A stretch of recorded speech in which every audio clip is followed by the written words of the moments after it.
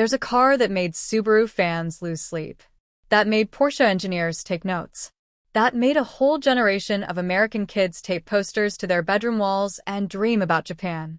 It didn't come from Ferrari. It didn't come from Detroit.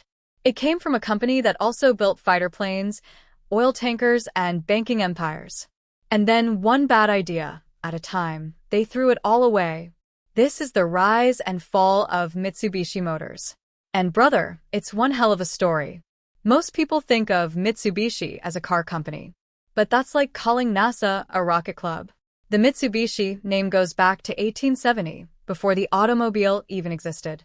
It started as a shipping operation in Japan, founded by a man named Yataro Iwasaki. Within a generation, that company had grown into one of the most powerful industrial conglomerates the world had ever seen. Banking, mining, shipbuilding, aircraft. And not just any aircraft. In World War II, Mitsubishi Heavy Industries built the A-6M-0, the fighter plane that terrorized the Pacific. The Zero was fast, nimble, and lethal, a machine that forced American engineers back to the drawing board. That's the DNA we're talking about here. When Mitsubishi eventually turned its attention to building cars, it wasn't coming in as an underdog. It was coming in as a dynasty. After the war, occupation authorities broke the Mitsubishi conglomerate apart. But like a river that's been dammed, it slowly found its way back together. By the 1970s, Mitsubishi Motors Corporation had been spun off as its own company, backed by the full weight of the group behind it. The early cars were modest. A little 500 cubic centimeters city car. A compact called the Colt. Nothing flashy, nothing that'd make your pulse race. But the company had something its competitors were still chasing: deep pockets and a century of engineering credibility. Getting into America wasn't going to be easy. Toyota and Nissan had a 20-year head start and over 1,000 dealerships each. Mitsubishi? 88 locations across the entire country. So they did what any smart operator does when they can't kick down the front door. They came in through the side. In 1971, Chrysler bought a 15% stake in Mitsubishi and started selling their cars under American nameplates. The Dodge Colt? A Mitsubishi Galant in disguise. The Plymouth Arrow? A rebadged Lancer Celeste. When the oil crisis hit and every American suddenly wanted a small, efficient car, Mitsubishi product was sitting right there in Dodge and Plymouth showrooms, selling like iced tea in July. But the company president, a former fighter aircraft engineer named Tomio Kubo, wasn't satisfied riding shotgun in someone else's vehicle forever. Chrysler was a shaky partner. The company had nearly gone bankrupt. Kubo wanted Mitsubishi's name above the door. Their own dealers. Their own American identity. The solution came in the form of a joint venture, Diamond Star Motors, and a factory in Normal, Illinois. The irony of that name would come later. 3 cars rolled off that line.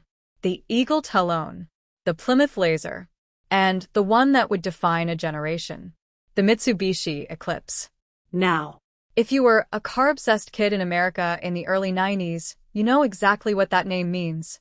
The Eclipse GSX. Turbocharged 2-liter 4-cylinder. All-wheel drive. 195 horsepower from the factory, and that was before anybody touched it with a wrench. It was fast enough to embarrass cars that cost twice as much, and affordable enough that a 22-year-old with a decent job could actually buy one. It became the heartbeat of the American tuner car movement. Bolt-on power. Swap the turbo. Upgrade the intercooler. There was no ceiling on what you could do with an Eclipse if you had time and ambition, and a whole lot of young Americans did. But the Eclipse was just the opening act. The 3000 GT landed in 1990 with a twin-turbocharged V6, all-wheel drive, all-wheel steering. The rear wheels actually turned slightly to sharpen your cornering, active aerodynamics, electronically adjustable suspension, and an exhaust note that changed based on how hard you were pushing it. At 40 grand, it was going head-to-head with the Porsche 911 in sheer technology. At the time, it was arguably the most advanced Grand Tourer on sale anywhere in the world. Meanwhile, over in the dirt, the Mitsubishi Pajero entered the Paris-Dakar Rally in 1983, the most brutal motorsport endurance event on the planet. 2 weeks across African desert, rocky passes, river crossings, Heat that buckles metal. First year out, the Pajero won its class. By 1985, it won the whole thing outright. First Japanese manufacturer ever to do it. And they kept winning. 12 overall victories. In 2002, the Pajero took the top 9 finishing positions. Not top 3, 9. They earned a Guinness World Record. 150 stage wins. The next closest manufacturer had 78. That's not a winning streak. That's a dynasty. And then came the Lancer Evolution. Built specifically to compete in the World Rally Championship, the first Evo appeared in 1992, a 2-liter turbocharged 4-cylinder, all-wheel drive, 247 horsepower in a compact sedan small enough to thread through a European forest stage like a guided missile. Then they put a Finnish farm kid behind the wheel. Tommi Mäkinen had grown up driving tractors near the town of Pupila. Rough ground, loose dirt, sliding through corners before he was old enough to drive on a public road. It turns out that's excellent preparation for piloting a turbocharged all-wheel drive machine sideways through a forest at triple-digit speeds. Mäkinen won the World Rally Championship 4 consecutive years. 1996, 1997, 1998, 1999. 4 straight titles in Evolutions 3 through 6. In 1998, Mitsubishi won the Manufacturers' Championship 2, taking 7 of 14 events. A 50% win rate. They celebrated with a limited edition Evo 6 bearing Mäkinen's name, titanium turbine, Recaro seats, special suspension tune, white Enkei wheels. About 4,000 were built. They're worth a small fortune today. The Evo versus Subaru WRX rivalry became the stuff of legend. 2 turbocharged all-wheel drive sedans from Japan, battling each other on rally stages and internet forums with equal intensity. Subaru had its fans. But drivers who had sat in both cars generally said the same thing. On pavement, the Evo was sharper. More precise. Like it could read your intentions before your hands moved. So here's what you've got. 12 Dakar wins. 4 consecutive World Rally Championships. A cult status performance sedan. A legendary off-road SUV. And one of the most powerful industrial groups in Asia backing it all up. That should be the setup for global dominance. Instead, it was the setup for one of the most spectacular corporate collapses in automotive history. The first tremor came from outside. The 1997 Asian financial crisis tore through Southeast Asian economies, some of Mitsubishi's strongest markets. Losses that year were the worst in company history. They lost their position as Japan's third-largest automaker to Mazda. The stock fell. Dividends were canceled. But the earthquake that followed? That one was entirely self-inflicted. Somebody in Mitsubishi's American sales division had an idea. A terrible, company-destroying idea dressed up as genius. Starting in 1999, Mitsubishi launched what they called the 000 program. 0 down, 0% interest, 0 payments for 12 months. Walk into the showroom. Drive out in a brand new car. Don't pay a single dollar for an entire year. Sales went through the roof. Between 1999 and 2002, they grew 81% to 345,000 vehicles. Mitsubishi became the fastest-growing brand in America. The ads were everywhere. The numbers looked spectacular. There was just one small problem. They had given cars away to people who couldn't afford them. When that grace period expired and the first payment came due, buyers defaulted in massive numbers. Mitsubishi was left holding thousands of used vehicles that hadn't earned a cent, vehicles now worth less than it had cost to manufacture them. The American credit operation wrote off $454 million against its 2003 accounts. In 1 year, 345,000 vehicles in 2002 became 243,000 in 2003, then 139,000, then 124,000, then 119,000. Like watching air bleed out of a tire. If you're getting something out of this story, hit subscribe. We do deep dives like this every single week. Alright, back to the wreckage. While the American operation was hemorrhaging money, a far darker story was unfolding in Japan. In the year 2000, Japanese authorities discovered that Mitsubishi Motors had been systematically hiding vehicle defects from the government. Not for a year. Not for a decade. Going back to at least 1977, for over 20 years, the company had received tens of thousands of customer complaints about brakes, fuel systems, clutches, and other critical components, and they had buried every single one. Instead of issuing recalls, which would be costly and embarrassing, they quietly dispatched repair crews to fix individual cars and asked owners to keep quiet. They maintained two separate sets of records. One for regulators, with the sanitized version. One marked secret, containing the actual defect data. The Transport Ministry only found out because a whistleblower walked investigators directly to where the secret documents were hidden. The first round of disclosures in 2000 forced the recall of 600,000 vehicles. The company president resigned. Mitsubishi bowed deeply before the cameras. They pledged transparency. They brought in outside advisors. They said the problem was fixed. It was not fixed.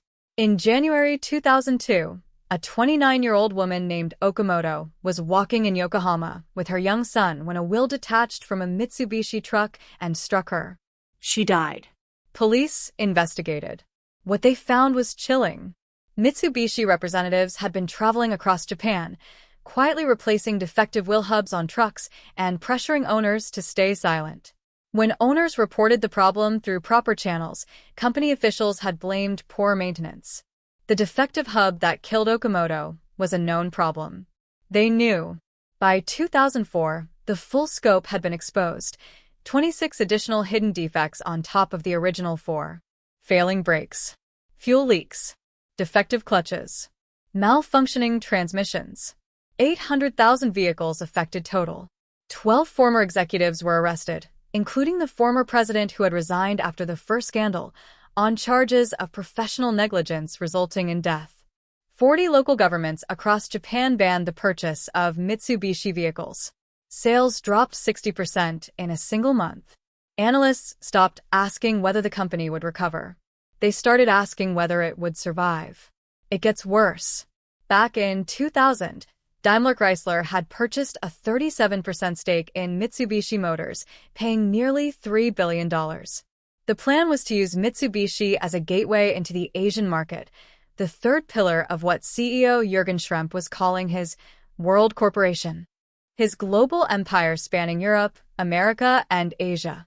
Instead of a gateway to Asia, Schrempp had a partner drowning in scandal, debt, and collapsing sales on 3 continents. The company owed over yen 1 trillion. A 700 billion yen rescue plan was floated.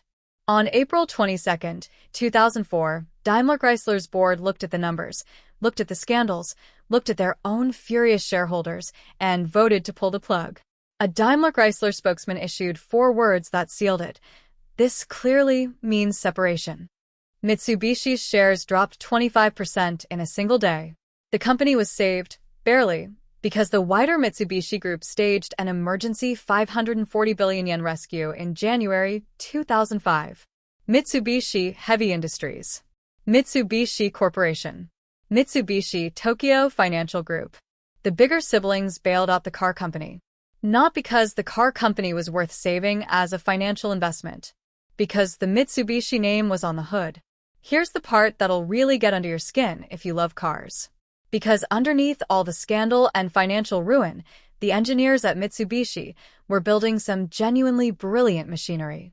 The Evo's 4G63 engine, a 2-liter inline-4 with a single turbocharger, was producing between 270 and 300 horsepower in street trim, depending on the generation.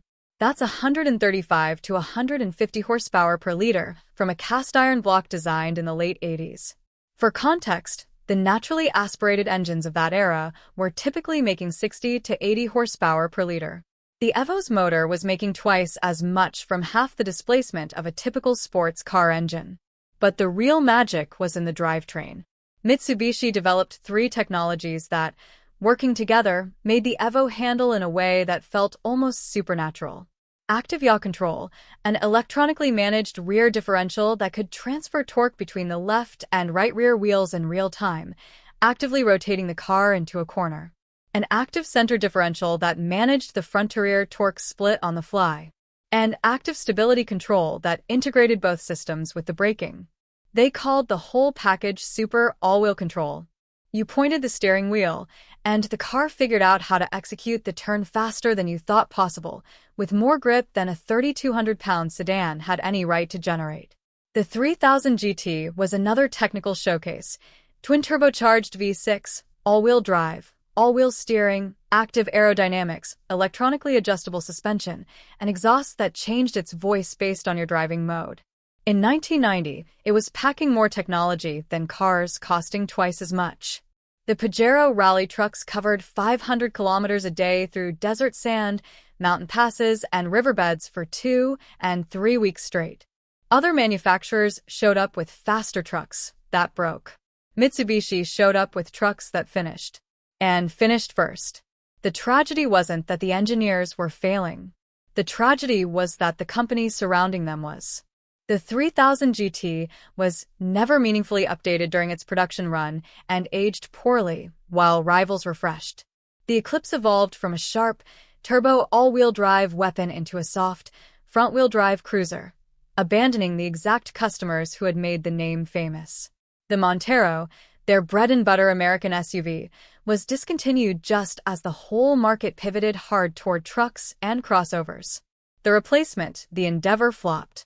The Raider pickup, built on a Dodge Dakota platform in a Chrysler factory, was a half-hearted afterthought that sold in embarrassing numbers. And then they killed the Evo. The 10th and final generation ended production in 2016.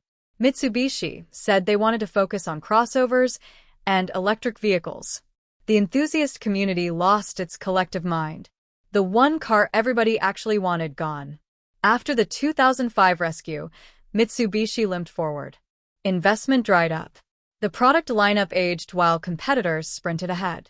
Between 2005 and 2015, they introduced almost nothing new of consequence, including a stretch where they went 29 straight months without launching a single new model. The Lancer soldiered on with minimal updates year after year, increasingly outclassed by fresher machinery from Honda, Toyota, and Hyundai. The Outlander competed in a red-hot segment with a product that reviewers consistently described as adequate. The Mirage, a tiny hatchback reintroduced to the American market, had one pitch: cheapest new car you can buy. Not fastest. Not most reliable.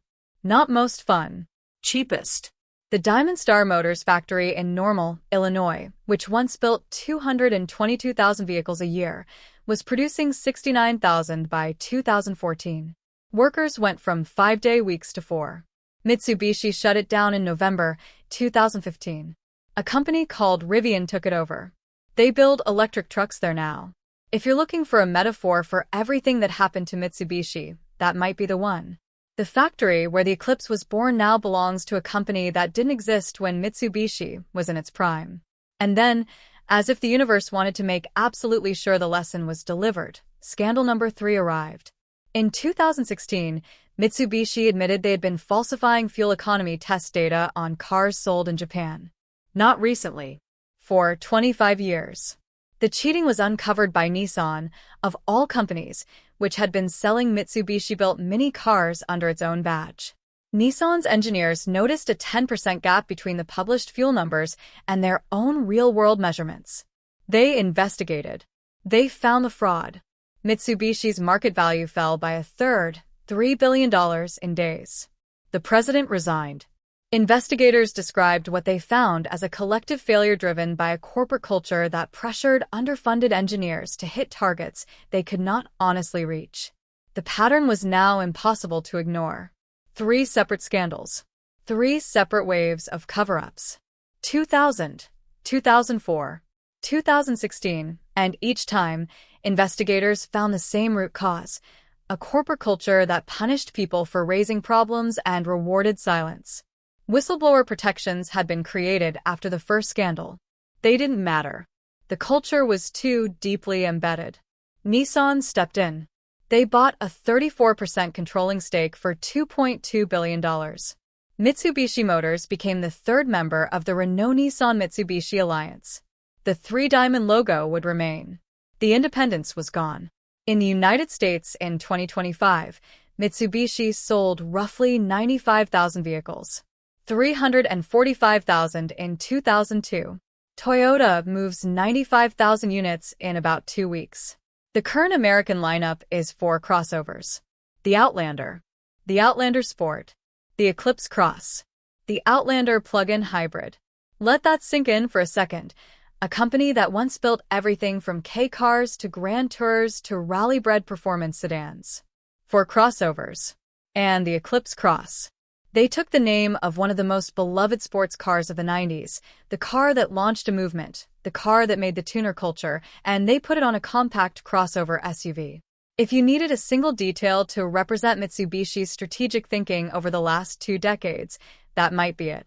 Their Momentum 2030 plan promises new models every year through the end of the decade, including an electric crossover. But those vehicles will be built on Nissan architecture in Nissan facilities. The 3-diamond badge will be on the grille.